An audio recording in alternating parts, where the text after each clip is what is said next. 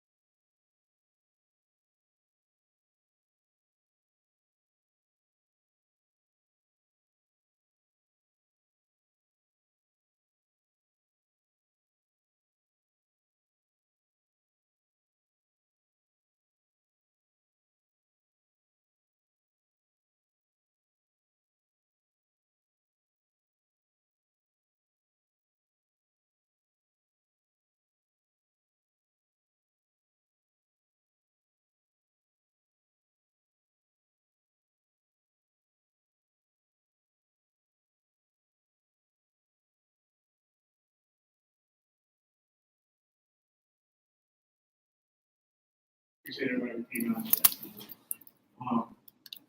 So I'd like to go and acknowledge two significant facts before we get today rolling. So just keep in mind, this year, 2019 marks the 4th year anniversary of the first 19 Africans that was brought to Jamestown documented, who were the first Africans brought to Jamestown. Also, African American History Month this year, the official theme is Black migrations. So that emphasizes the movement of people of African descent to new destinations and subsequently to new social networks. Dividing lines is about researching, understanding, and preserving the stories that came with these migrations. So I would just like for you all to constantly reflect on that as we go through today.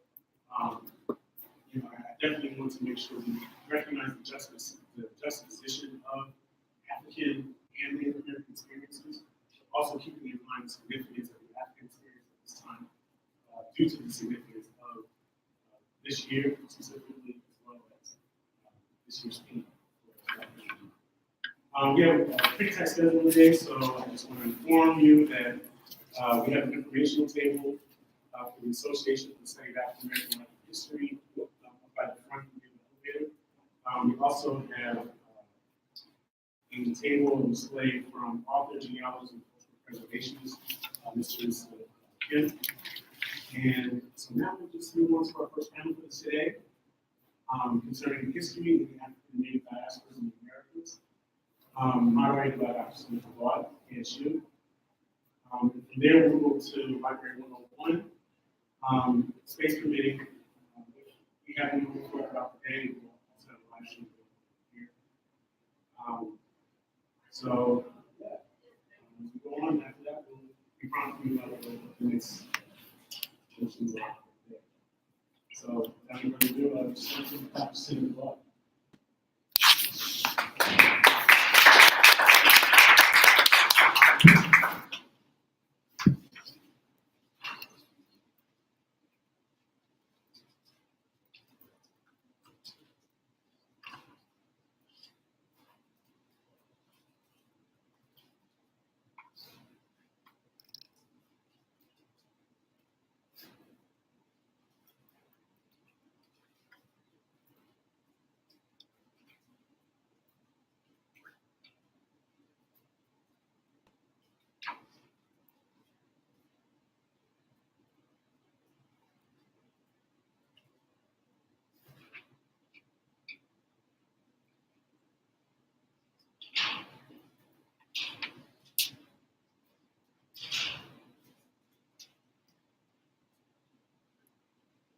Okay, good morning, everyone. As you know, my name is Seneca Vaught, and I'm very excited to share a project with you that began in Peru with my co-collaborator, Ms. Sylvia. This brief presentation today that I'll share with you was not what I originally intended to share today. After I got on the phone with Ernesto earlier this week, he recommended, why don't you share what we've been working on Peru for the last year. That's a good plan. So this is just outlined here are some general concepts of a project that we're working on called Tupac by Tupac. And it really explores or engages these overlapping, intertwined lives of Tupac Amaru II and Tupac Shakur. One leader of existence in Peru, and the other leader of rebellion, popularly characterized in the hip-hop culture in the United States. I'm going to try to find a way to move this keyboard section. So I will keep my presentation around 10 minutes so that we have ample time for our other presenters today. And it's hard to moderate myself, but I'll try.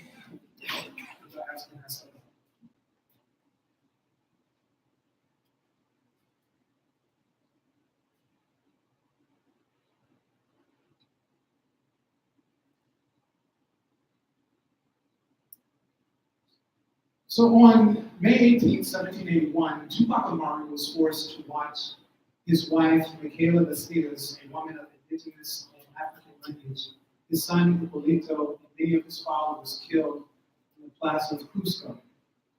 After a failed attempt to draw him with 4 horses, Tupac was quartered while he was still alive and then beheaded in the same location where his alleged great-great-grandfather, Tupac Amaru, suffered the same fate.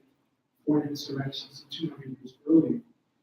Tupac Amaru met his demise, but also Tupac Shakur, you see a motion picture to the left, met a similar and under different circumstances in September of 1966. He faced a hail of bullets a second time. Now, these final moments of both men, popularized in film here, are represented, I think, in dissonant frames that illustrate how seemingly unconnected the lives of Tupac Amaru II and Tupac Shakur are. The drawing and quartering of one and the drive-by shooting that ended the life of another were deeply politicized killings that convey significant messages and symbols about indigenous resistance in the Andes and its parallels in the mobilization of Black hip hop culture. Yet these two tragic ends that tie both of these Tupacs together in death during the prime of their lives also hint us to consider concerns among scholars, urge us to consider concerns among scholars who are wary of ill-attempted comparisons between these two men.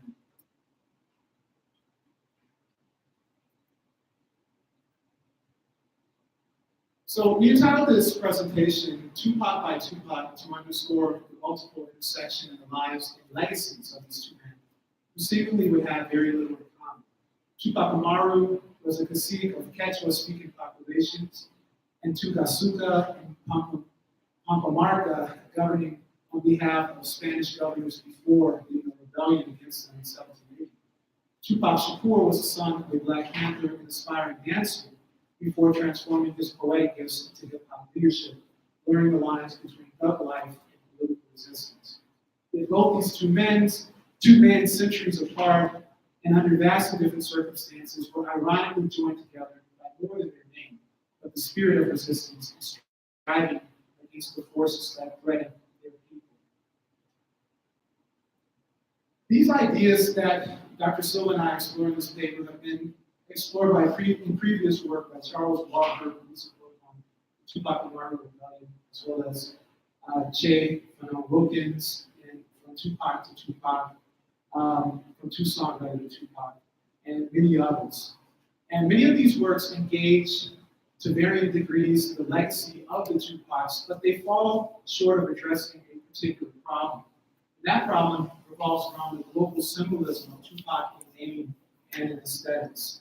Both Tupacs are perceived as being connected in name only, somewhat serendipitously, but having very little other value as a frame of analysis.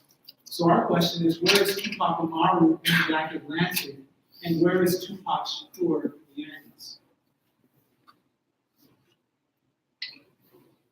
So in this research, we argue that the lives and legacies of both Tupacs are intertwined like two shining serpents, reflecting the past and present, indigenous and Afro-diasporic ways of naming, knowing, and resisting.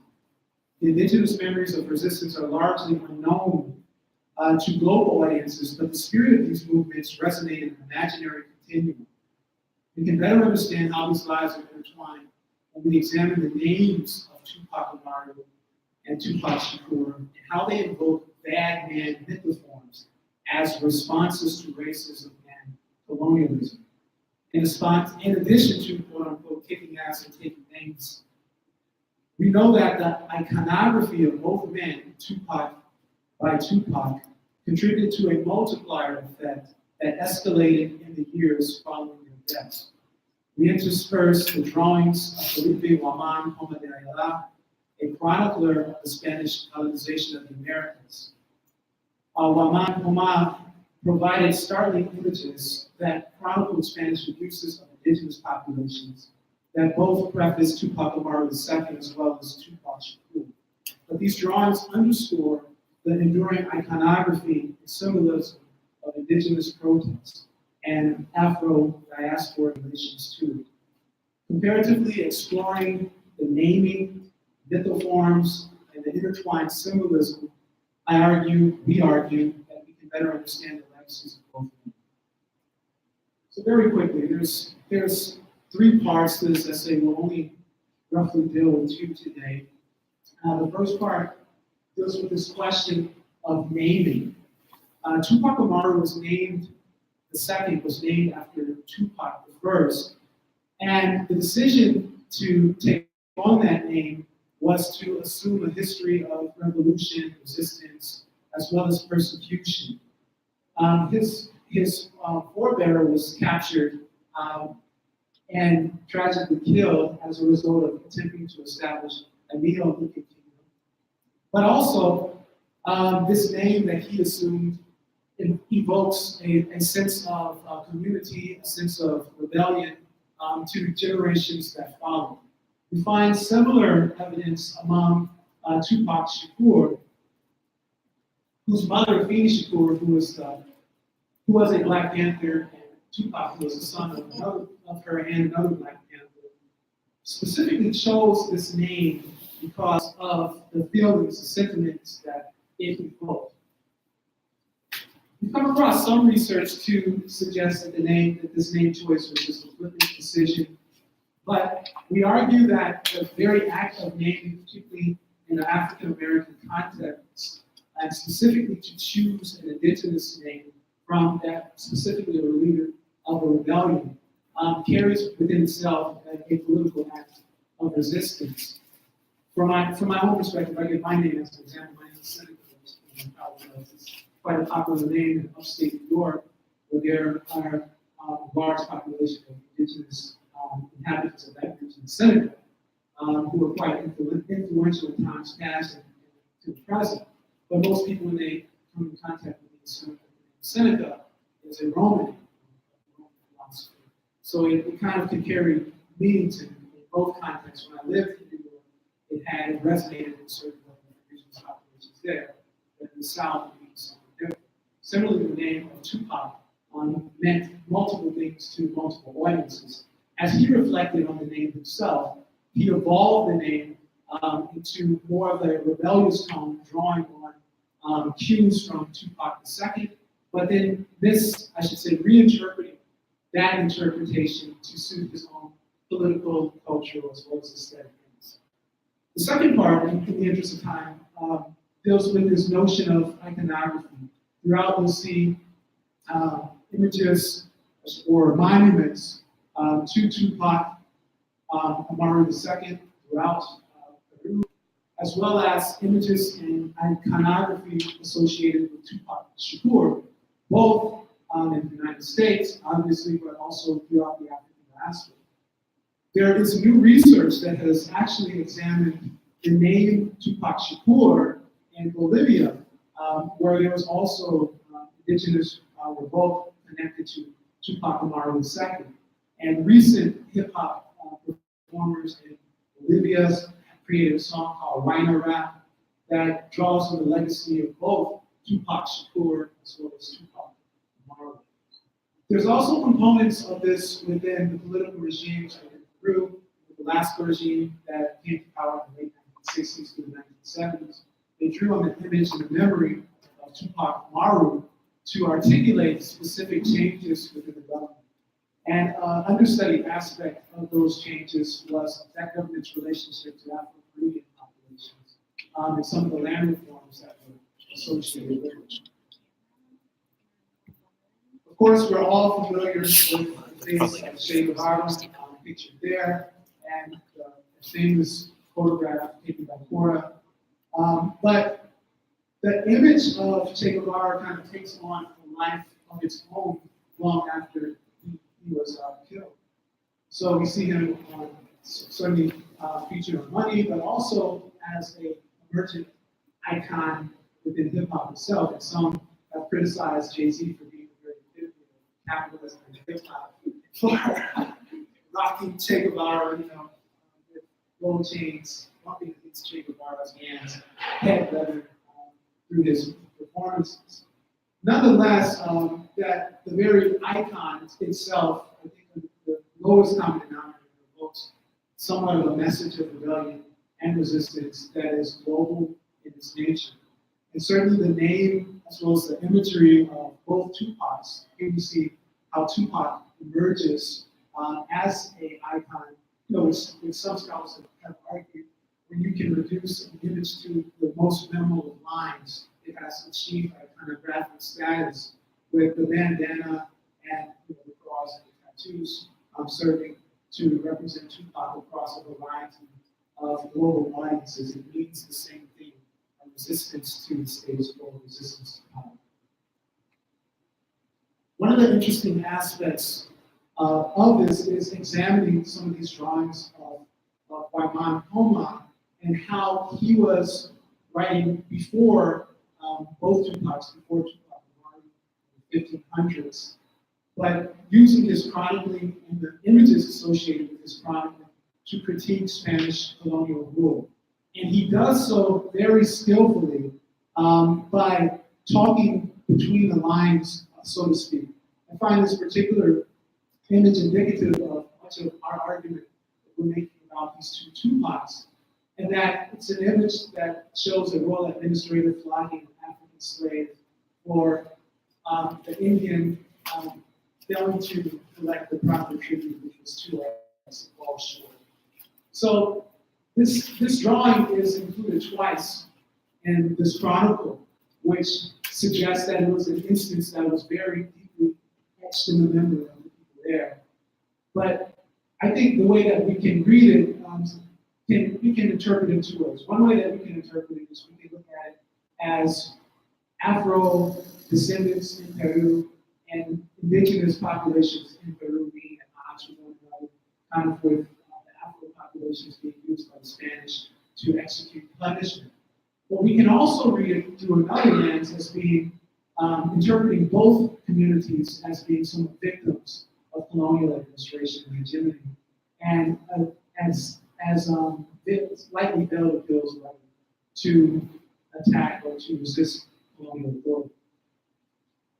The ways that people have built upon these lineages, so to speak, whether in name or in iconography, are complex and varied throughout the world. The monuments to Tupac Amaru II throughout Peru are also complemented by monuments to Tupac Shakur in the United States, and one on the right appears in Germany. So both of these men have achieved global popularity, cult status, so to speak, for the messages and the imagery that's associated with their resistance. So this brings me to our final points. When dealing with an iconography of this status and the afterlives of both Tupac Amaru II as well as Tupac Shakur, in many ways, the appropriation of this imagery and what it stood for in times past comes into a bit of a challenge in the moment as that imagery becomes appropriated by certain political actors, whether in the case of the Velasco regime or here in the case of Marco Rubio, self-proclaimed hip-hop aficionado. So in the mouth of other actors, so to speak, these revolutionary or resistance-oriented forms of, for lack of a better term, imagery of hip-hop and the name of Tupac Amaru take on different meanings that in some ways are more detrimental to the legacy of these 2 men than the actual physical deaths that were suffered by them. So this will be my last slide before the remaining time to my 2 co-panelists. But there's a beautiful and very disturbing painting of the tragic end of Tupac Amaru II. And that image serves as a rallying point for his memory, as well as a political point for continuing generations, say subsequent generations, to challenge the status quo. Similarly, within the context of hip hop, the shooting of Tupac Shakur by Southside Crips in the 1990s serves as a rallying point and reinterpretation for resistance against other authorities. Even in Sierra Leone, where Tupac Shakur was also regarded highly, his image and his death serves as a resurrection, so to speak, in terms of other protests and a second life long after he was gone. So, in conclusion, we hope that examining both forms or both reincarnations of these men and their legacies helps us to intersect global struggles across diverse boundaries to challenge not only this Black international diaspora to incorporate more indigenous critiques of power, but also to challenge indigenous diasporas to incorporate some of what is largely perceived as distinct boundaries between these two communities. I think there's much more overlap than is suggested in the current historical as well as theoretical movement. So this is the beginning, we hope, of the project that will explore at least one aspect of this.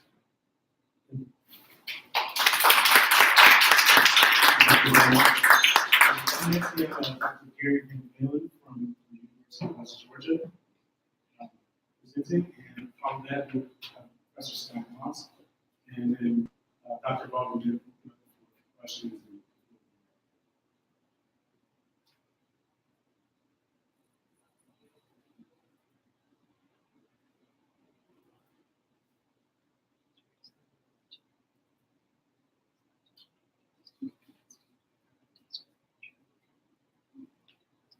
Thank you, Stephen, and thank you all for being here. I lost my voice earlier this week while I was teaching, so I hope it'll last 10 minutes or so. That doesn't like it.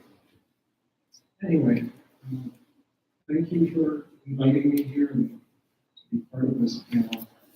I'm a historian of Latin America. I work not too far away at the University of West Georgia. I'm going to share with you the beginnings of a project and what gets me interested in a historical topic usually is an individual that seems to be important and somehow has been neglected or been misinterpreted by people that have looked at this individual before. So this person that I'll tell you about, Don Simon Luna, was Afro-Argentine. But he lived among indigenous people, the Santiagueño Quechua. That's the Argentine way of saying Quechua, the same people that Tupac Amaru was from.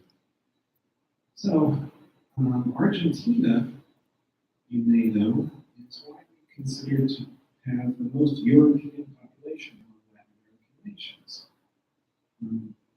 It is true that large parts of the country were resettled by a wave of European immigration between 1870 and 1930. 3 million Europeans came to live permanently in Argentina and outnumbered the 2 million descendants of the colonial era population. But I'll look at a period before 1870, in the 1830s and 40s, when descendants of indigenous people and Africans formed a large percent of the population. Now here, St. James of the Swamp is what it means. And it's kind of a neglected corner of Argentina, one of the poorest provinces of Argentina. Nevertheless, its population has especially diverse origins. The capital city is also called Santiago del Estero. It's the oldest European city in Argentina, founded in 1553, and they call it the mother of cities even today. Nevertheless, its Spanish founders were outnumbered by indigenous people who came with them from Bolivia and Peru, who came as their allies or their servants. And these people brought the Quechua language, which is still spoken in the province of Santiago del Estero. And this other map shows Quechua Santiagueño occupying that particular province. So you look at that map and you would say, well, the majority of people there must be Indian or Native American or indigenous. Nevertheless, many people came to Santiago del Estero. By the 1700s, the province also received an influx of Africans. Late colonial period censuses no Thai African percentages in this province. In 1778, something over 50% of the people of the province were listed of African origin. And certain districts within the province had over 90% African origin people. So that was the situation in the late colonial period. A lot of African people, a lot of people speaking an indigenous language, and a lot of mixture Argentina gained de facto independence in 1810 and enacted a lot of reforms. They abolished Indian tribute. They enacted a free birth law to allow children of enslaved people to be born free. They offered freedom to other Africans in exchange for military service. So you see a lot of African military participation in this period, in the early 1800s.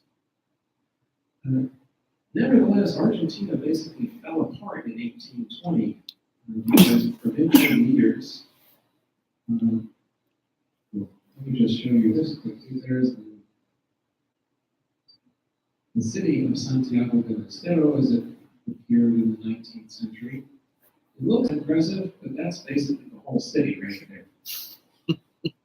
This is a map from the late 19th century, and you see the river running through the top and the bottom, just a few blocks around the plaza with the cathedral. So it did not grow very much after the initial European settlement. Now here is Argentina after 1820. The age of the caudillos, these famous provincial military leaders who seized power and abolished basically the national government. There was some power given to Buenos Aires to handle foreign relations, but every province had its own leader.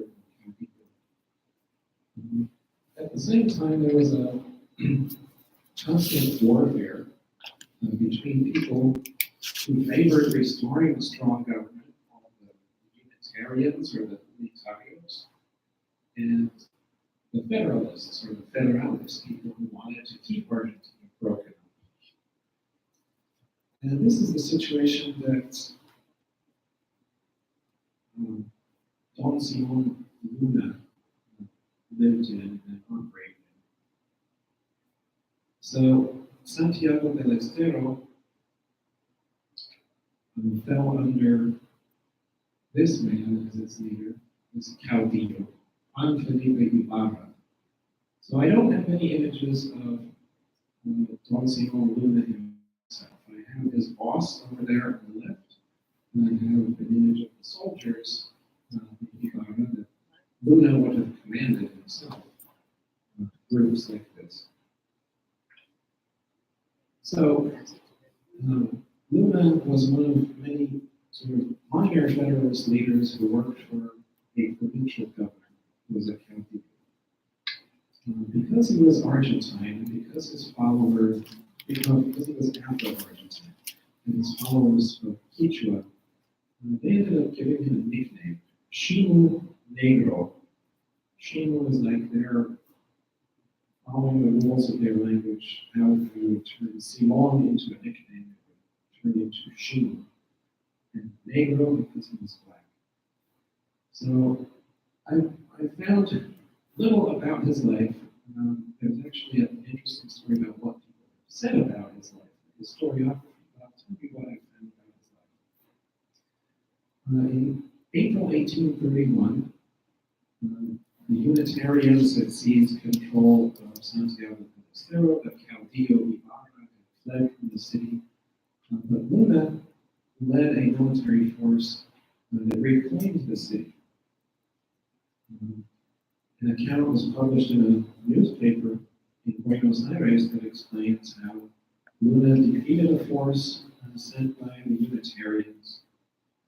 The Unitarian commander died, the Unitarian governor fled, and that opened the way for Luna to enter the city. And his superior, whose name was Don Jose Santos Coronel, also entered the city, preparing to turn it back over to Ibarra. One of the few documents I found that mentions Luna are the records of the Santiago del Estero Ayuntamiento, which is the city hall, city government, basically. And there you can see his name mentioned. Don Simon Luna. So these provide a lot of detail about several days in April 1831. They state that documents state that the citizens who were called vecinos gathered together and chose a man named Santiago de Palacio as the new governor. So Ibarra would show up again. The documents state that Captain Gonzalo Luna rode into the city plaza with his force at a full gallop at 4 p.m. on April 26th. Luna then informed Palacio, the new governor, that his superior, Coronel, had left Luna and his men as a garrison in the city, but he left him without any kind of provisions. And Luna complained, this despite us having been the vanguard force that opened the way to this town by routing the enemy force. So the new governor, Palacio, had to explain to the citizens that they're going to have to raise money and turn money over to these followers of Luna. They told Luna it wasn't their fault that he hadn't been paid, but nevertheless it appears that they paid him.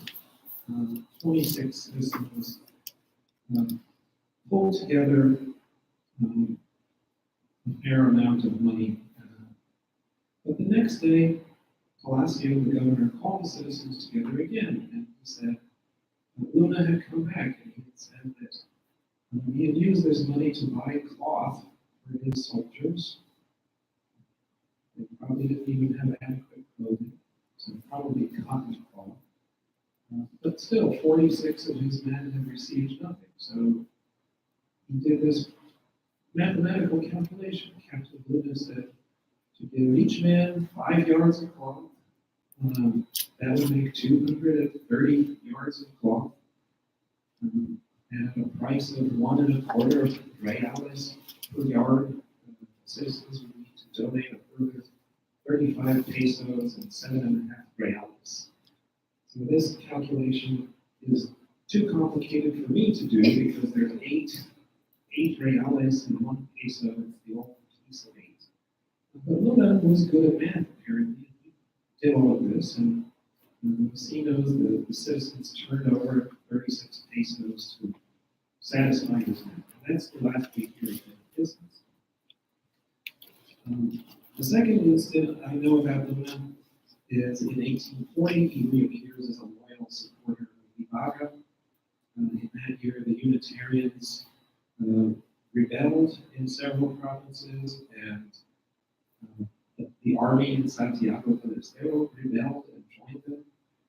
They killed Ibarra's own brother, Francisco, and Juan Felipe Ibarra, the caudillo, escaped across the river and made his way to a Federalist camp. And from there, and this camp was in the district with the highest Afro-Argentine percentage in the province, so probably a center of support for Ibarra. And from there, Ibarra sent Luna and 400 men to attack the capital. Like 200 of 400 men gathered.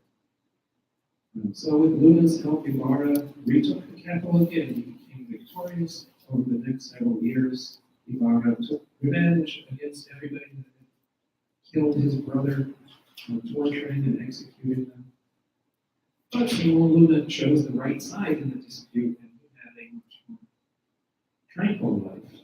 The one other document I found mentioning him is this, excuse me, this document from April 1845. That is a baptism record. And here we have Simon Luna mentioned again. So this, from this annotation in the baptismal books of the church, we can see that Luna had married a woman named Josefa Sanchez. We know that they were married because their son Francisco Solano Luna is listed as a legitimate son. So apparently he was living a peaceful life while peace reigned under Ibarra. And that's all I know about him from documents. But there are stories about Luna that have circulated in Argentina for a long time. And some of these are not kind. They first started appearing around about 1780 when a historian born in Gibraltar, so an immigrant named Antonio Zini, published a book that translates as The History of the Governors of the Argentine Provinces. He mentions Luna in 1831, gives the details in the newspaper account, but he also tells this crazy story. He says, the celebrated Chimo Negro, or this black, better known in Santiago by the name of Chimo Negro, had been an ox cart driver, a sort of low position. He also says that Luna took his position of governor when he took over the city. He says that Palacio, the governor I mentioned, had been Luna's former boss.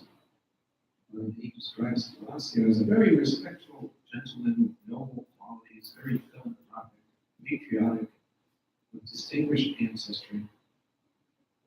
And Zini says that Palacio felt shame at seeing a person of Luna's position in the governorship. Supposedly not for his color, but because of his background and his loose morals. And the worst part of the story is that Palacio offered Luna 5,000 pesos to renounce the governorship. And Luna supposedly answered, "You're wrong, my patron, my boss. If you think that I'll leave this post for that sum of money, I'm warning you that if you don't give me 50 pesos, I'll enslave all the gravel to rise up." So you see how ridiculous it is. The guy offers him 5,000 pesos and he says, "I'm not going to take 5,000 pesos, I want 50 pesos. We saw how good he was at math, so this makes no sense. And supposedly Palacio turned over the 50 pesos, and Luna then took the money to the nearest bar and got drunk with a couple of his soldiers. So this is a defamatory account, and it was repeated over and over again. And Zini's book became really influential. The new edition in 1920 stated that today it is impossible to write about national history without consulting his works. Several Argentine historians questioned this account in the 1940s and 1960s. They called it a false history, which was necessary to destroy. They pointed out that Luna was not actually governor of Santiago del Estero. One historian, Luis Lascano, stated that this was a black legend raised to accuse these people of barbarism. And that they have spread this denigrating fable that these captains bartered the government for tobacco and money. But the account won't go away. It was repeated in the 1950s by a Morgan State College anthropology professor, Irene Diggs, which was copied from Zini and translated into English in The Crisis, the official journal of the NAACP. And even in the 21st century, this account of the ignorant governor who renounced his post for 1/100th of the price originally offered has found its way into a novel called Swords and Hearts in English, The Other Side of Argentine History. Or not necessarily a novel. The story within that is called My Kingdom for 50 pesos. So Luna was clearly nothing like this caricature. I already mentioned he was good at math, and they made fun of him for not even knowing how to count or knowing what numbers meant. So why was this account created? In 1880, the Unitarians were triumphant over the Federalists. They had adopted European theories of scientific racism. They were trying to whiten the country through European immigration. And they really did not like the idea of an Afro-Argentine having political and military power in history. So they had to make fun. They made fun of all Federalist caudillos of all races as being barbaric. Famously, through Sarmiento's book on Facundo is the biggest example of that. And although serious Argentine historians have seen through this account, Zinni's version of the ignorant black leader by now was so well known and easily accessible, and it had been repeated so often that it seemed true. And modern white Argentines, who still refer to the masses of non-white poor people in their country as La Negrada, like the mass of blacks, they find it only too willing to accept the ridiculous caricature. So I hope to be able to do more research on this man. He seems very interesting, important. Who knows what else he did in his life? But I've only been able to find those 3 mentions of him so far. I hope I haven't gone over.